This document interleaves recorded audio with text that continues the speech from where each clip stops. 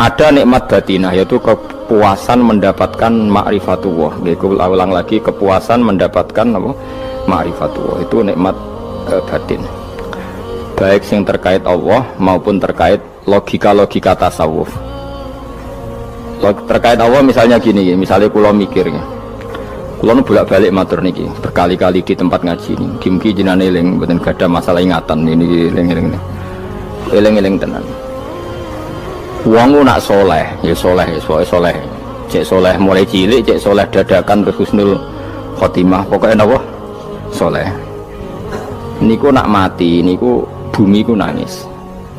Nangisnya bumi ku kekurangan utawi kalong wong sing sujud ning ndekne. Ya Allah Gusti, biasanya wonten tiyang niku sujud teng nggen kula, dia berperilaku baik teng nggen kula, sakniki tiyang niku pun jenengan ambil, nangis bumi. Sakniki sing urip arek bedua-bedua, damel narkoba, damel ngefly, damel macam-macam lah. Niku nangis bumi. Langit semeneng. Gusti matur nuwun Gusti, orang itu saya tunggu lama, sekarang sudah engkau angkat ke tempat kami, maksudnya diangkat teng langit.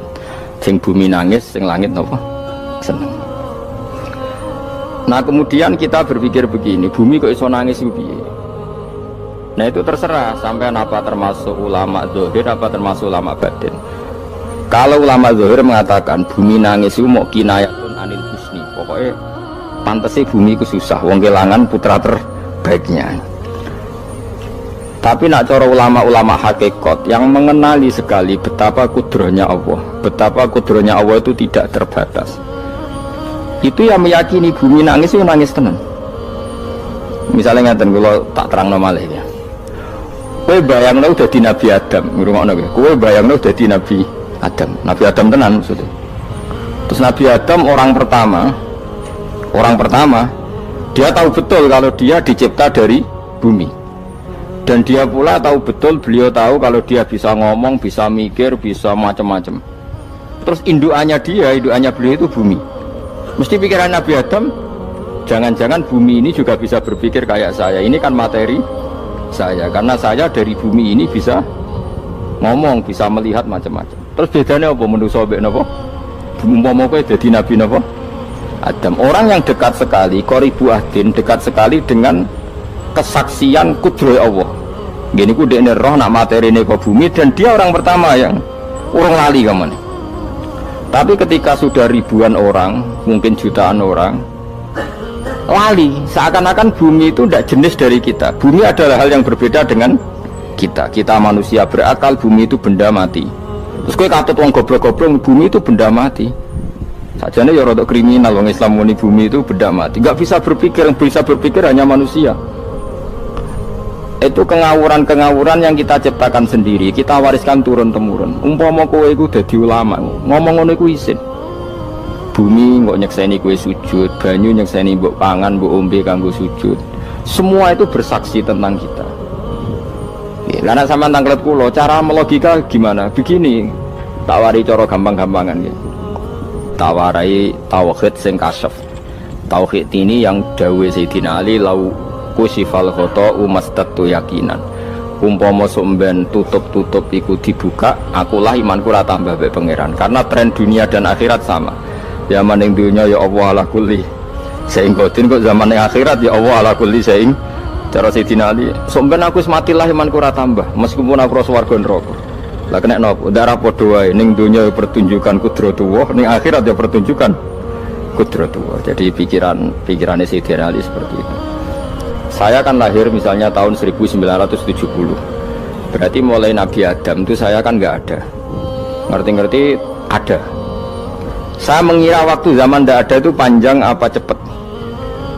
Cepat, karena kita tidak melalui itu, ujuk-ujuk wujud. Kadang aku mati ya wedi kan, mau mati jebule kiamat 1 juta tahun kasih wopo nang kuburan.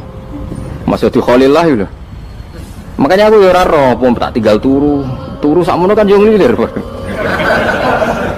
Nang ini terus nanti apa mlaku-mlaku nang donya apa piye nak turu ya kok ngani ngoyo turu kok ribuan tahun lintas. Terus ya apa jajal sampean tak takoki misalnya sampean ning kuburan iku Apa ngadepi mukan nakir tukaran terus itu keselen tukaran kok nopo ratusan ribu mungkin. Nah terus kita dilatih. Kata Sayyidina Ali gampang latihan seperti kata Sayyidina Ali apa gampang ya udah jadi wong alim. Pada akhirnya kita ini aku zaman urip yo ora roh karepe, ngerti-ngerti urip, mati yo ora roh karepe. Pas mati sampean petangin dah yo ora roh karepe, pokoke wa matar sauna illa ya Allah. Makanya masyhur itu dia ketemu orang ateis. Dia orang ateis itu anti Tuhan, anti Tuhan maunya. Dia ditanya, lalu kamu hidup itu karena siapa? Ya gak tahu hidup. Lalu kamu mati yang menentukan siapa? Ya gak tahu, kalau tahu mati. Ya berarti Anda gak bisa menentukan diri kamu sendiri. Akhirnya dia taslim, ya ada yang menentukan lah, ya ada yang menentukan itu dalam Islam disebut apa? Allah, disebut kalimatu haqqin alaiha nahya wa alaiha namut. Jadi kalau maknani itu kalimat yang benar-benar nyata, yang karena kalimat itu pula kita mendapat kehidupan, yang karena kalimat itu pula kita mati, yang karena kalimat itu pula kita akan bangkit lagi. Itu yang makna hakikat. Tapi kalau makna syariat nggak begitu. Kalau makna syariat begini, dan ini benar juga. Mengenai kena ada di ulama, ciri utama ulama itu jami'ul bayan. Dia kalau menjelaskan itu indah sekali dan orang pasti taslim. Sampai saya tak warai tenan. Sampai kan biasa wiridan la ilaha illallah kan biasa, mulai mimpin tahlil sampai kepeksa mergo do tahlil melok, sampai sing darani bid'ah akhirnya ya melok tanggane napa? Tahlil. Soale wae. Kata Ibnul Qayyim Al-Jauziyah dalam kitab Zadul Ma'ad. Kitab Zadul Ma'ad itu kitab kesayangannya Sayyid Abdul Al-Haddad. Sayyid Abdul Al-Haddad itu pengarang kitab Zadul Ma'ad. Padahal kitab ini dikarang oleh muridnya Ibnu Taimiyah. Abdul Al-Haddad itu gak seneng Ibnu Taimiyah tapi seneng muridnya. Jadi di sini ulama ya demokratis. Gak seneng gurunya tapi seneng. Saja nih Ibnu Taimiyah itu orang baik. Ya ulama top ya baik, ya waras top. Tapi ngerti-ngerti Wahabi itu identik dengan Ibnu Taimiyah. Akhirnya ulama ahli sunnah penyebut itu terus isin. Mulane kiai-kiai ra ono sing dalil kok Ibnu Taimiyah mergo dicap Wahabi. Padahal Ibnu Taimiyah wong alim. Di kitab-kitab kita termasuk Sayyid Muhammad piyambak nanya Ibnu Taimiyah qala Syekhul Islam no qala. Tapi kan ini sudah milik Wahabi sehingga kita ini terus akhirnya gak gelem nyebut. Ya jadi kitab koyo dalil fastabiqul khairat iki apa par iki dadi dalil yo dhewe-dhewe. Wah parah tenan wong-wong. Dulu saya melihat orang nggak kunut itu ya biasa. Mergo saya sebagai wong alim ngerti iku mazhabe Abu Hanifah. Saya kira arah kunut Muhammadiyah.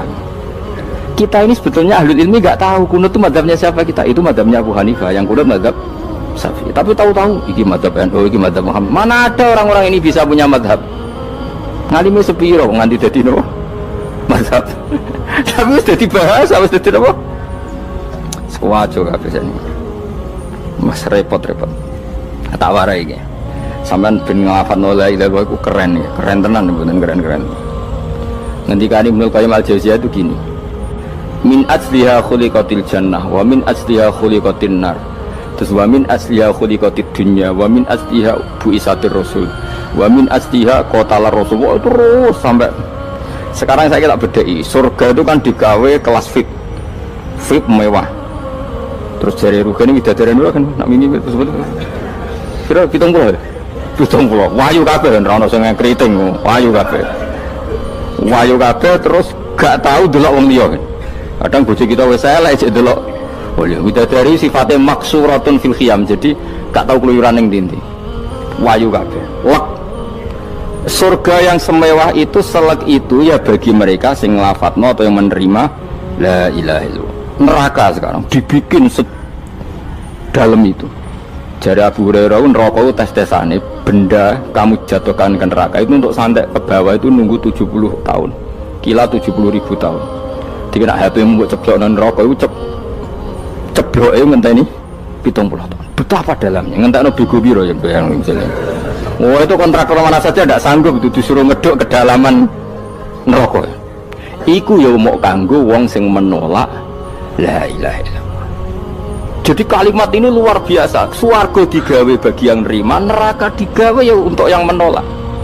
Itu kalimat sing kena tahlilan turu iku lho. Iku kalimat sing nggo alasan Allah gawe swarga. Terus kalimat sing suwe-suwe sing lafadzno diarani bid'ah iku. Itu kalimat sesakral ini nasibnya akhir zaman itu entek. Gara-gara dilafadzno tahlilan tersangka jadi apa? Beda. Dulu kalimat yang dipuja-puja penyebab surga dan neraka. Saiki kalimat itu tersangka. Mau perkara napa? Beda. Wis kaya aja melok-melok, kowe debat ya ora iso makili aku sebarno iso. Kok kowe terusno dalan tok. Dah. Berarti la ilaha illallah itu kalimat yang surga dibikin karena itu, neraka dibikin ya karena itu. Kemudian Allah punya sunnah, lalu butuh pelatihan. Dikasihlah Allah gawe bumi. Piye-piye manusia butuh latihan, dibikinlah bumi. Dan ini latihan ikrar la ilaha illallah dengan sadar, dibikinlah bumi, liyabluwakum terus dites. Wes digawe bumi, ono makanan, ono minuman, ono wong wayah, ono pegatan macam-macam, wong diutang wis mbulet macam-macam. Gue ngetes, eling la ilaha apa eling utangi, eling la ilaha apa eling kasuse, pokoknya dites. Karena nggak fair kalau Allah bikin itu kemudian nggak dites, dibikinlah darul imtihan. Dunia itu bahasa Arabnya darul imtihan, tempat tes-tesan. Imtihan mana apa? Tes, liyabluwakum, diuji. Pas diuji kita hidup. Artinya kita dihidupkannya pun oleh Allah demi tes-tesan la ilaha, itu disebut kalimatu haqqin alaiha. Nah ya sebenarnya kita hidup pun ini untuk dites. Pada akhirnya la ilaha illallah apa enggak? Paham ya? Terus dites. Allah itu juga secara hukum itu kan nggak fair, dites kok nggak punya pemandu, dibikinlah rusul, diutuslah para rusul untuk pemandu. Tes itu kan butuh seru, mak pemandu tok ora ono musuhe kan nggak seru, dibikinlah setan. Saat ini sebagian kita sudah setan, tapi ini ben seru. Lho ndak, setan kan minal jinnati wan nas, rumangsamu setan usopo. Baik setan minal jinnati wan nas. Jadi kena muni auzubillahi minasyaitonir rajim, terjemahnya berlindung Allah dari saya sendiri, ya Allah itu kata itu. Lho itu kalau lama dulu biasa, auzubillahi min syururi anfusina wa min sayyiati a'malina. Sebenarnya kita berlindung hanya dari setan yang jauh, iblis itu enggak. Ya setan diri kamu sendiri, min syururi anfusina, dari kejelekan diri kita. Ngomongnya udah wujud, soalnya setan tuh makhluk gaib sing piye. Lah kowe iku sapa? Nganti kowe maksiat terus mergo akrab klop, roh mbek setan ku klop. Mulane terus maksiat. Dah. Allah ngutus pemandu yang ngecul setan ben fair. Napa? Fair. Jadi semua darul ibtila ini juga demi kalimat. Nah, makanya disebut kalimatu haqqin sing alaiha nahya. Kita hidup ya demi mendapatkan kalimat itu. Kita mati nanti ya demi kalimat itu, artinya mati ke neraka ya karena kalimat itu kita menolak atau mengabaikan. Masuk surga ya karena kalimat itu kita hormat, kita benar dalam memperlakukan kalimat itu. Berarti alaiha nahya wa alaiha nam. Terus wa alaiha nub'as karuan, kalau kamu termasuk minal aminin ya nub'as minas solihin, kalau minal kafirin ya nub'as minaz zalimin. Tapi semua desain dunia ini hanya demi kalimat la ilaha illallah Muhammadur Rasulullah. Nah ini kan penting. Bagaimana mungkin kemudian kalimat sesakral ini, sehebat ini, kemudian ada orang tahlil kamu tidur? Kok iso? Kalau jangan kok iso wong turu? Misalnya kayak mangkel, kalau mangkel sing mimpin Gus, wira barbar. Bagaimana mungkin kalimat yang menyelamatkan Anda kemudian Anda anggap problem? Elek gak? Apalagi kamu anggap ini bid'ah. Nak cara kula oke lah, ndongakno mayit itu gak ono tuntunan Nabi. Tahlilan gak ono tuntunan. Tapi wis muni tok kono tok. Artinya menduk kono tok ora usah nyerang kalimah, enak kalimah tetap kalimah thayyib. Soal kowe ora seneng sing tahlil, kok tiga profesi lah iku wonge wae gedhinge aja geman. Ya saya misalnya, saya kadang nggak cocok sama mubalek karena kadang profesi. Tapi saya tidak pernah anti pengajian, bagaimana itu membawa syiar Islam. Tapi kalau mubalek kadang orang seneng, kadang takut untuk piro. Bareng sangoni sithik, kok sumpah mek transportasi ini. Lah ngono kok mbok senengi iku piye? Tapi kita terus gedeng keliru iku sing nggawa syiar Islam. Mana ada pengajian didengar orang banyak tanpa mubalek? Gak iso. Ini iso melepukno barang-barang ra penting jadi penting iso. Lah cara guruku teng sareng ning ape mlepuk kanggo panggung barang perkara. Tapi kadang ya benar. Yang namanya mudin mubalek ya itu bisa benar bisa salah, tapi kamu nggak boleh gedeng kalimatnya. Pilih kalimat itu kalimat hak.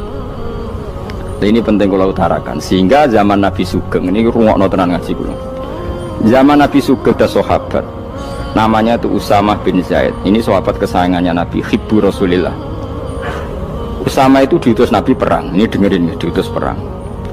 Pas perang itu si kafir tadi menggal temannya. Ada yang tangannya putus, kakinya putus. Wah, seorang kafir ini sudah luar biasa. Bacok sana, bacok sini. Ketika terdesak oleh pasukan Usama, kebetulan Usama ini cakap ya, sama beberapa temannya orang Ansor. Orang kafir yang sudah kotoa arjulana wa kotoa aidiana, dia pas terdesak bilang la ilaha illallah. Terus sama Usama tetap ditusuk, dibunuh karena dia berpikir ini qolaha muta'awwidzan, dia melafadzkan kalimat itu hanya berlindung dari pembunuh. Setelah dilaporkan Nabi itu marah besar.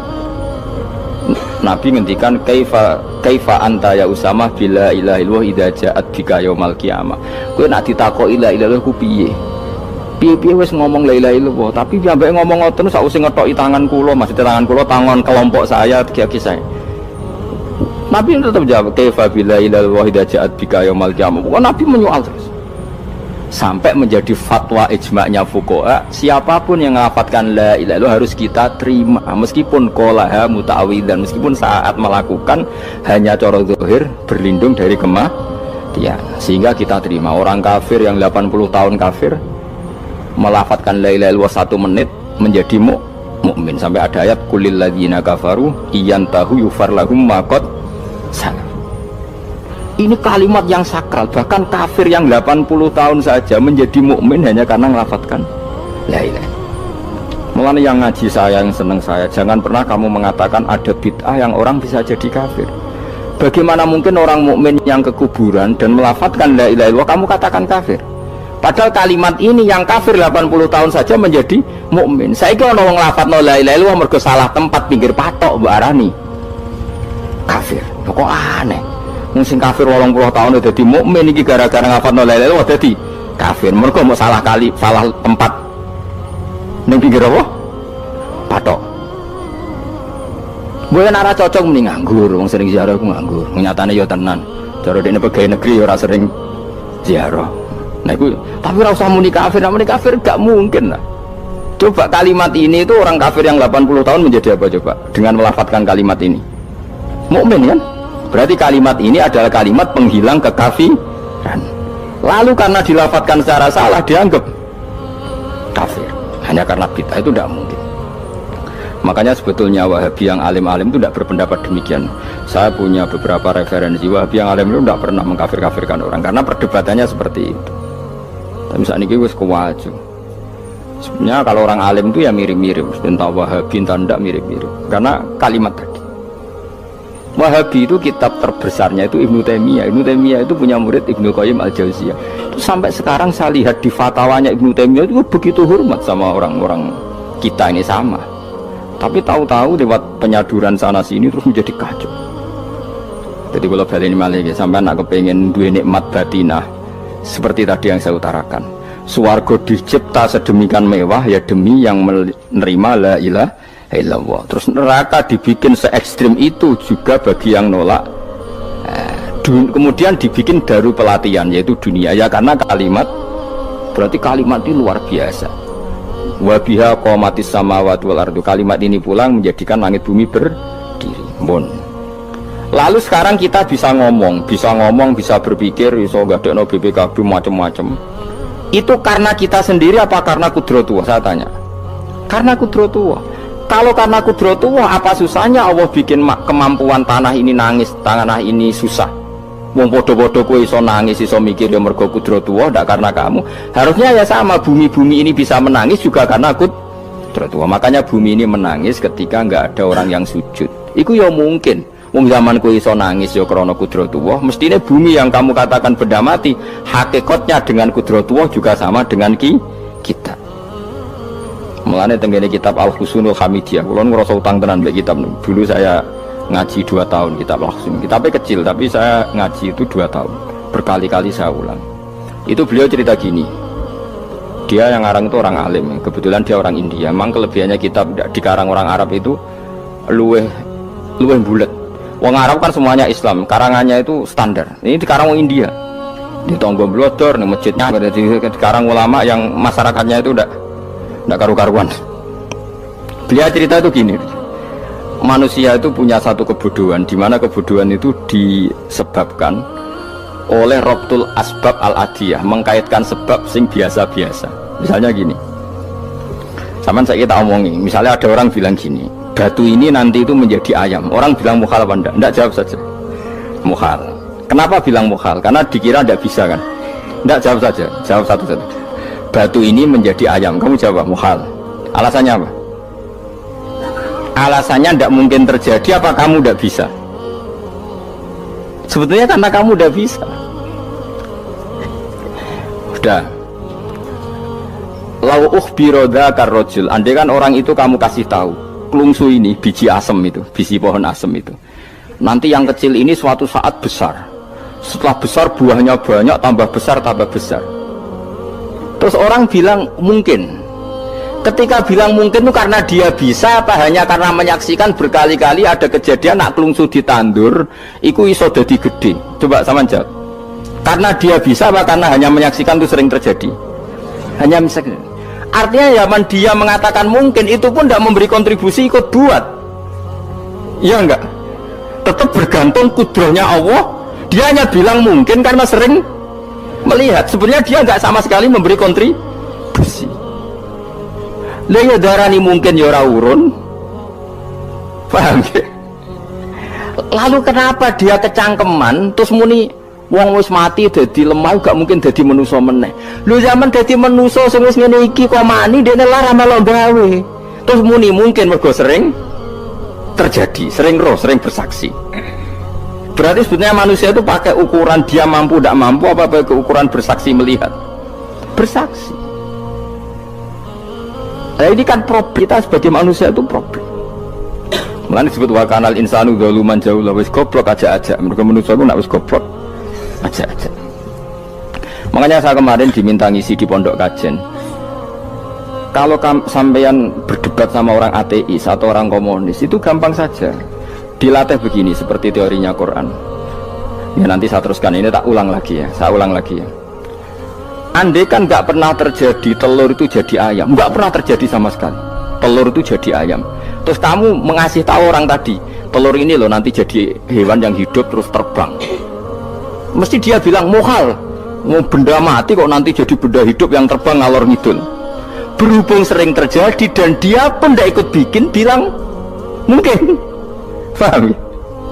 Saya ulang lagi ya. Berarti dia bilang mungkin karena sering apa? Terjadi dan dia lihat. Andai kan pertama kali gak ada telur sama sekali yang jadi ayam, terus pengalaman pertama di dunia belum pernah terjadi.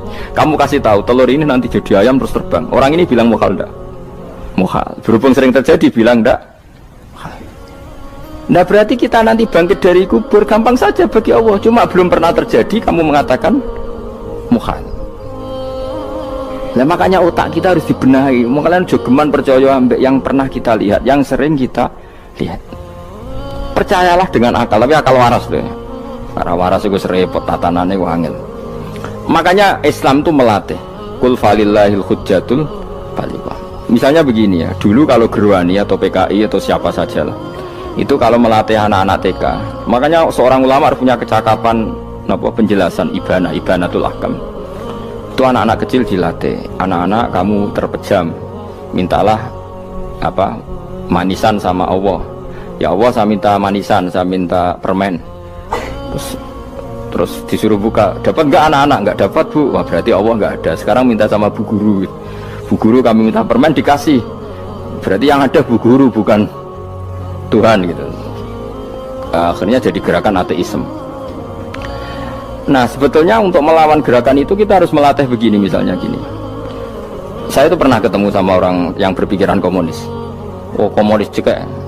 Dia nantang saya gini, Pak, pokoknya saya tidak bisa nerima konsep Tuhan sebelum Anda bisa menjelaskan kenapa ada Tuhan. Jadi budak kok elek ini. Nah, aku ngerti aja, sak cerdas ini tetap cerdas aku yakin tetap cerdas aku. Rasanya selain raine seram meyakinkan, tak pikir tetap cerdas. Kulo itu kan wong Quran gitu, artinya punya pikiran panjang. Mungkin di antara orang Islam kita ini tidak punya kecakapan menjelaskan. Tapi kalau orang sering baca Quran, apalagi dia ngaji tafsir ya yang waras, maksudnya waras. Serapati seneng duit barang ini penting. Kalau seneng duit wis mari goblok. Yakin ulama seneng duit mari goblok tak jamin wis. Umpama alim wis kelas B, kelas C gak bisa, tahqiq gak bisa. Kalau tahu dikandani kanca kula, kula riyen ambek jenengan udah saya kaca akeh. Lah kena apa? Cok seneng duit bro. Duit wis masalah bagi ulama. Ora duwe luwih masalah kan ya. Maksudnya ora usah seneng tapi aja terus gak duwe. Sekarang saya tanya, Quran itu melatih kita gini. Quran itu sederhana kalau ngelatih tauhid, tapi orang pasti ingat. Kata Allah gini, nggak apa-apa, saya ada Tuhan, nggak apa-apa, kamu yang Tuhan. Tapi buktikan kalau kamu Tuhan. Caranya gini, am khalaqus samawati wal ardi. Ya nggak apa-apa, kamu yang Tuhan nggak apa-apa. Tapi buktikan kalau kamu menciptakan langit, bumi. Mereka pasti ikrar, ya tidak mungkin saya menciptakan bumi. Saya lahir sudah ada bumi. Yesus lahir sudah ada bumi, nggak mungkin Tuhan. Terus Tuhan membuat pertanyaan kedua, am khuliqu min ghairi syai'in. Ya sudah, kalau saya ada Tuhan lalu nggak ada Tuhan, berarti alam raya ini tercipta oleh sesuatu yang nggak ada. Aneh nggak? Misalnya sebelum alam raya ini nggak ada Tuhan, berarti sebelum alam raya ini kan adanya nihilisme, sesuatu yang nggak ada. Kemudian sesuatu yang nggak ada menjadi penyebab sesuatu yang ada. Aneh gak? Menurut saya aneh. Sesuatu yang nggak ada itu mestinya kan nggak bisa ngelabeti, nggak bisa berfungsi, nggak bisa ada gunanya. Mau jenenge ra ono iku ya ora marai apa-apa. Mau ra ono kok dadi sebab. Sesuatu yang menjadi sebab itu yang wujud apa yang nggak ada? Yang wujud. Sak takon. Lah kalau nggak ada Tuhan berarti alam raya ini lalu sebabnya apa? Ya dari ketiadaan, lalu tiada itu menjadi sebab. Yang tiada kok jadi sebab itu tekem lho. Mikir. Di mana-mana yang sebab itu harus barang yang wujud, nggak boleh tiada kok jadi sebab. Ini kan jadi aneh, sesuatu yang tiada menyebabkan sesuatu yang ada. Terus dia bilang, ya pokoknya ronde ini kalah, Pak. Tahu kapan tak pikir nganti mati temenang aku ini mana? Makanya sebetulnya dalam ilmu mantek, pertama itu kita tidak harus iman Tuhan itu namanya Allah, tidak harus. Makanya pertama dikenalkan, sementing kenal Tuhan itu ada dulu. Disebut dat sing wajibil wujud, belum disebut namanya Allah. Allah itu disebut nama Islam, itu paham ya? Saya ulang lagi, Allah disebut itu nama Islam. Tapi kalau penemuan akal hanya sampai kita ini butuh zat sing wajibil wujud, sing menjadi penyebab semua alam raya ini. Di bahasa Arab disebut musabbibul asbab. Belum menyebut Allah musabbibul asbab. Islam pun pertama Iqra turun ya gak nyebut Allah. Iqra bismi rabbikal ladzi khalaq, khalaqal insana min 'alaq. Iqra wa rabbuka. Tuhan itu siapa? Yang mencipta. Nah, yang mencipta ini oleh syariat Islam disebut Allah. Tapi dalam logika yang penting kowe kenal sik ono musabbibil asbab. Pastikan bahwa alam raya ini yang wujud pasti disebabkan sesuatu yang ada. Nggak boleh barang wujud kok diciptakan oleh sesuatu yang tidak ada. Yang gendeng ora barbar barang ra ono mbok sifati al khaliq. Sing gawe langit bumi apa? Pencipta. Penciptane apa? Sesuatu yang tidak ada. Kowe ikhlas dutek ngono kowe ikhlas ta ora? Gak kowe ikhlas ta ora dutek ngono kowe ikhlas ta. Kowe gelem dadi bodho ning. Gelem kowe. Mboten. Nah, nikmat ngono jenenge nikmat batin. Mulane sing suwenang mbek kalimat la ilaha illallah. Wis ana sing bid'ahnallah iku wong nganggur wis beno sak uni-unine. Tapi kadang memang kita berlebihan. Tahlilan ra barbar 40 dina ini ra barbar. Muga alasane wis disangoni akeh tahlil sedih lho sakake penggemar sing keselen sing rantuk sangu ya butuh cepet.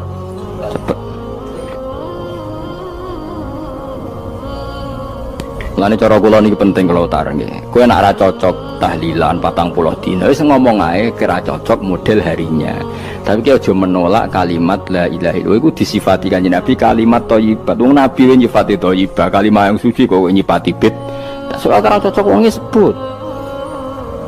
Misalnya kamu bilang saja wong mati wis sangu amale lha apa didongakno barang. Nek kowe pengen ndonga ora usah ndonga. Wis ora usah biasa wae. Kula lah mbok dongakno ya ora seneng. Gak meyakinkan. Karo dene mlebu swarga butuh dongamu ora ono swarga fadhole pangeran apa mbok dongano. Nah tapi kowe donga aku ya seneng. Senenge ya semau lah timbang nyanyi-nyanyi rame-rame sadok donga. Mbok mandi mbok ora pokoke donga. Saya ulang lagi ya. Makanya Quran itu melatih logika sampai seperti itu. Am khalaqus samawati wal ard bal la yuqinu. Sampai terus diulang-ulang. Am khuliqu min ghairi syai'in. Kalau mereka merasa Tuhan enggak apa-apa, tapi buktikan mereka ini wujud sendiri tanpa sebab. Atau begini, kalau mereka tidak tahu sebab pencipta langit bumi, mereka sendiri suruh yakin kalau mereka adalah penciptanya. Amhumul khaliqun, nggak apa-apa. Ya tapi masih Abu Jahal gendeng lah, masih Abu Lahab ngawur lah, nak takoi. Ya wes pangeran kowe sing gawe langit bumi. Penggemarnya saja pasti tertawa. Masa Abu Lahab darani pencipta langit bumi, wong lahir ning bumi. Tapi Quran oleh nggak jawab, am khalaqus samawati wal ardo. Apakah mereka menciptakan langit bumi? Bala yuqinun, mereka pun tidak pernah yakin. Jadi itu pangeran. Makanya di mana-mana orang alim itu suka debat. Karena pangeran sendiri kalau menjelaskan kebenaran seringnya juga nantang debat. Kata Allah, "Qul ara'aytum ma tad'una min dunillah aruni madza khalaqu minal ardi am lahum syirkun fis samawat." Enggak apa-apa mereka Tuhan kata Allah, tapi buktikan zaman langit diciptakan mereka memberi kontribusi apa? Apa urun bego, apa urun cagak, apa piye lah pas aku gawe langit iku dekne urun apa jare am lahum syirkun fis samawat. Misale urun apa lah? Urun tol, urun apa lah. Itu pangeran. Mereka kan pasti menjawab enggak. Terus itu nih di kitab bimbing qobliyada. Kalau kamu nggak percaya Quran sebagai kitab, nggak apa-apa. Tapi buktikan kamu punya kitab tandingan. Enggak, mereka nggak punya juga. Atau gini, nggak usah Quran, nggak usah sakralan. Au atharotim min ilmin, atau kajian ilmiah yang membuktikan bahwa Yesus itu Tuhan, atau yang membuktikan bahwa berhala itu Tuhan. In kuntum shodiqin, nggak apa-apa kalau kamu benar, buktikan. Nah itu makanya semua nabi itu punya kecerdasan, karena tadi nabi kadung nantang itu nih bi kita bimbing qobliyada au atharotim min ilmin in kuntum shodiqin. Tapi sekarang orang alim soleh itu jarang. Yang ngono ngerung soleh rapati ngalim, ngerung sing alim biasanya rapati soleh. Lakukan itu masuk rontok-rontok, ya rontok soleh ya rontok, tapi lumayan masih menjaga hujjatullah. Sebab itu ulama dulu mengajarkan Allah itu siapa? Disifati zat sing wajibil wujud. Karena alam ini kadung ada. Kalau alam ini kadung ada, pasti penyebabnya sesuatu yang wujud. Tapi kalau wujudnya mungkin, bahaya. Wong sing gawe wae wujudnya terima mungkin, bisa wujud bisa tidak. Makanya dipermanenkan yang gawe alam ini zat sing wajibil wujud. Sing wujudnya wajib. Wajib itu nggak bisa nggak, pasti wujud. Nah terus kita kenal itu namanya khaliq, itu musabbibil asbab, itu khaliqul asya. Lalu oleh Islam zat yang demikian itu disebut Allah. Terus jadi la ilaha illallah. Nah orang yang bertauhid gini tentu punya kenikmatan batin yang luar biasa. Sehingga saya bayangkan nanti mati yang ngono biasa wae kan. Gusti zaman kula teng donya ora melok ngatur oksigen, ngatur nyawa, apa mati ndak ra ngoten. Mulane jare Siti Ali, jenengan jenengan nak mati tambah pinter apa biasa? Ya biasa wae. Ning bumi yang delok kudrahe Allah, kok ning akhirat ndak ra padha wae delok kudrahe Allah. Mulane beliau masyhur guyonan beliau, lauku sifal khata mastatu yakinan. Soben aku nek mukasafah ning akhirat imanku ya ora tambah, ya biasa wae, standar-standar wae. Maksudnya kue ning dunya ujung-ujungnya paling pokok ya menyaksikan kudratullah. Soben ning akhirat ujung-ujungnya paling pokok ya delok kudratullah. Ning dunya saiki Allah ya matlubi sing kita cari, soben ning akhirat ya Allah matlubi. Paham ya? Artinya hukum dunia dan akhirat itu sama. Kita di dunia golek ridhanya Allah, ning akhirat ya golek napa? Ridhanya Allah. Lah nek soal kecil itu, tapi ning akhirat kan masalah Gus pun rokok masalah, diutang ditagih yo masalah, pere suwi ku yo masalah. Ya biasa jenenge makhluk anane masalah. Sing ora oleh di masalah pangeran. Pangeran duwe masalah. Biasa wae. Makanya kalau suwun gejo geman gedeng